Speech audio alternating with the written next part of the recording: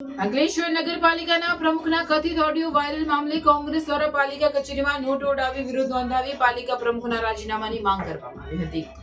અંકલેશ્વર નગરપાલિકાના પ્રમુખ લલિતાબેન રાજપુરોહિતના કથિત ઓડિયો વાયરલ થયો છે, જે ઓડિયોમાં સફાઈના કોન્ટ્રાક્ટ પાસેથી 50,000ની માંગણી કરવામાં આવી હોવાનું સ્પષ્ટ જણાઈ આવ્યું હોવાનો વિપક્ષે આક્ષેપ કર્યો હતો.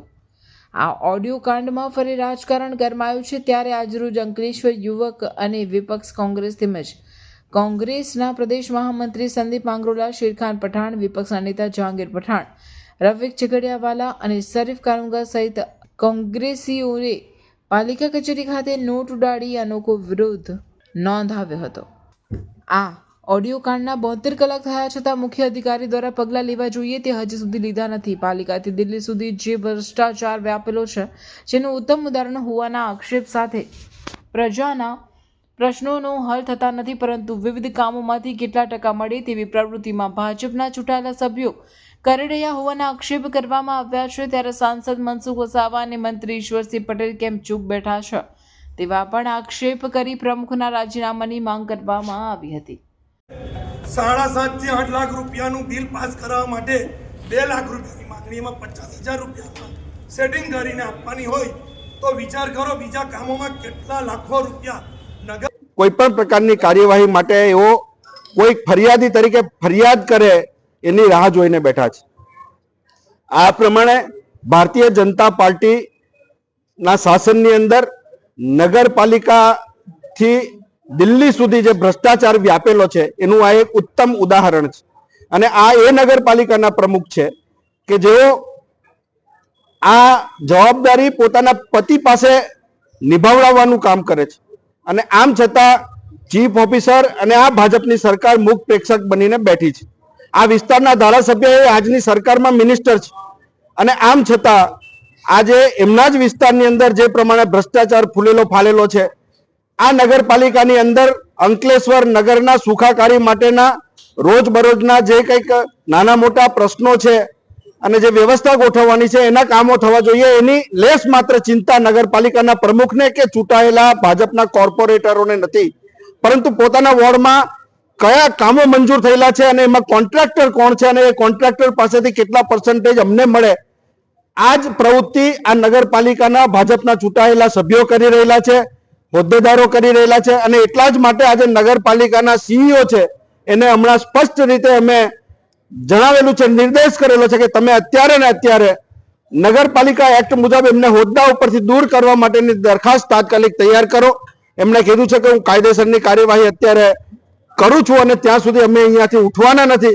હું આ વિસ્તારના સંસદ સભ્યને પૂછવા માંગુ છું કે બૂમો પાડી પાડીને તમે ભારતીય જનતા પાર્ટીની સરકાર ભ્રષ્ટાચાર મુક્ત છે, ભ્રષ્ટાચારને કોઈ પણ સ્થાન નથી, અને અનેક વખત તમે વિપક્ષો ઉપર પ્રહાર કરો છો.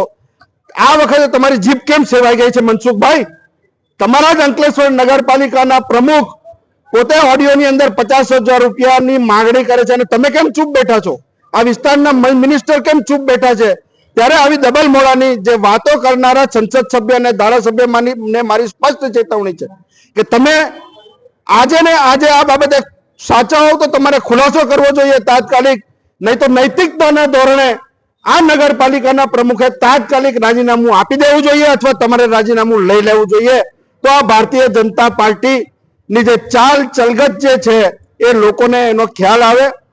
આવનારા દિવસોની અંદર સ્થાનિક સ્વરાજ્યની ચૂંટણીઓ પણ આવી રહેલી છે, એનો જવાબ પ્રજા આપશે, પરંતુ તમારી જે નૈતિક જવાબદારી સંસદ સભ્ય તરીકેની છે, ધારાસભ્ય તરીકેની છે અને નગરપાલિકાના પ્રમુખ તરીકેની છે, નગરપાલિકાના ચૂંટાયેલા સભ્યો ભારતીય જનતા પાર્ટીના એ પણ કેમ ચૂપ બેઠા છે?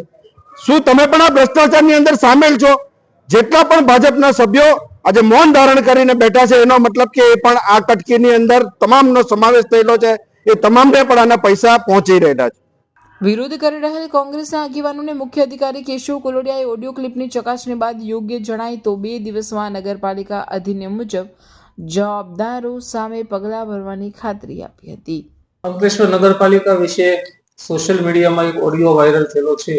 એ ઓડિયાની ચકાસણી કરાવી યોગ્ય જણાય એ મુજબ ગુજરાત નગરપાલિકા અધિનિયમ મુજબ જે તેની જવાબદારીઓની સામે કાયદેસરની કાર્યવાહી કરવામાં આવશે. સર વિપક્ષ આજે વિરોધ કરવા રહ્યું છે તમારી પાસે રજૂઆત કરી છે, શું માંગણી કરી છે? એમણે નિયમ અનુસાર જે કાર્યવાહી કરવાની છે એ કાર્યવાહી કરવાની માંગણી કરેલી છે. मैट्रिक्स एकेडमी लेके आ रहा है सबसे बड़ा टैलेंट हंट एग्जाम एमसेट। तो आइए मिलते हैं डीसी सर से जो हमें ये टेस्ट के बारे में ब्रीफ करेंगे। ये जो टेस्ट है एमसेट जो है ये 6 to 12th स्टैंडर्ड के स्टूडेंट्स के लिए है और इसमें बच्चों को मोटिवेट रखने के लिए कैश रिवॉर्ड्स भी हैं up to 2 lakh plus. And इसमें जो फर्स्ट प्राइज़ है दैट इज़ 11,000, सेकंड प्राइज़ जो है वो 5,100 का है and third that is 3,100 and so on. हर क्लास के हम टोटल 20 स्टूडेंट्स को सेलेक्ट करेंगे और 20 स्टूडेंट्स को कैश रिवॉर्ड्स रहेंगे और उसके बाद फिर एक्स्ट्रा जो भी गिफ्ट्स हैं वो रहेंगे। तो टोटल 151 विनर्स जो हैं वो हम रखने वाले हैं इसमें। टेस्ट के सिलेबस में स्टूडेंट्स को तो थोड़ा कन्फ्यूज़न रहता है तो मैं बता देता हूँ। टेस्ट में जिस ईयर में वो हैं, जैसे कोई स्टूडेंट अगर 7th क्लास में है तो उसका 7th का साइंस और मैथ्स आएगा, साथ में मेंटल एबिलिटी के क्वेश्चंस रहेंगे थोड़े से। और जो स्टूडेंट 11th और 12th साइंस में है उनका PCM एंड PCB रहेगा अकॉर्डिंगली। ये एग्जाम 2 फेज में है। 21 दिसंबर 2025 को फर्स्ट फेज और 18 जनवरी 2026 को सेकेंड फेज है। रिजल्ट डिक्लेरेशन ऑन 25 जनवरी 2026। तो अभी रजिस्ट्रेशन करें नीचे दिए गए नंबर पर और विजिट करें मैट्रिक्स एकेडमी।